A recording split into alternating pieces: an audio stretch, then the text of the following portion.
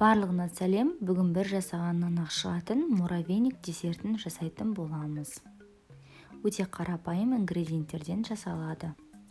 Видеоны соңына дейін қарап, маған тіркелуді ұмытпаңыздар.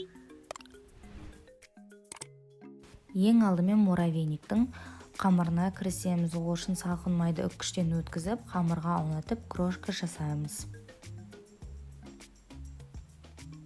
Бөлек ыдысқа қаймақтың үстіне қант, бір жұмыртқа және қопсытқыш барлығын араластырып, ұнымыздың үстіне құямыз.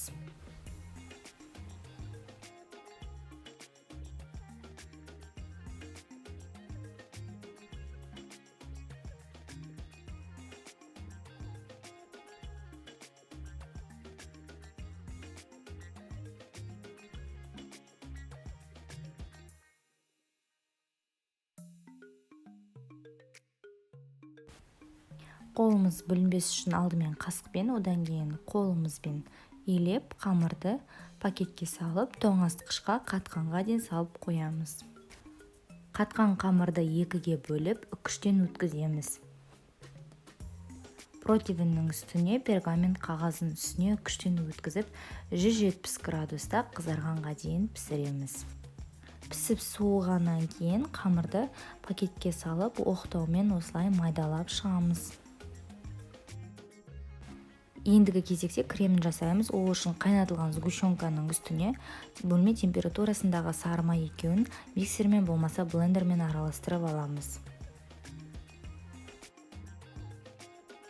Енді үшінші кезеңде крем мен піскен қамырымыз екеуін араластырамыз. Жақсылап араласқаннан кейін осындай кішкене стаканға салып, үстінен басып, осылай түсіреміз. Қалауыңыз бойынша муравейниктерді еріген шоколадпен әсемдеп шықсаңыздар болады.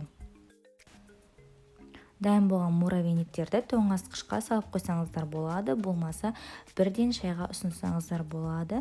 Дастарханның көркі болатын өте дәмді десерт дайын болды. Видео ұнап жатса, менің каналыма тіркеліп, қоңыраушаны басуды ұмытпаңыздар. Сау болыңыздар.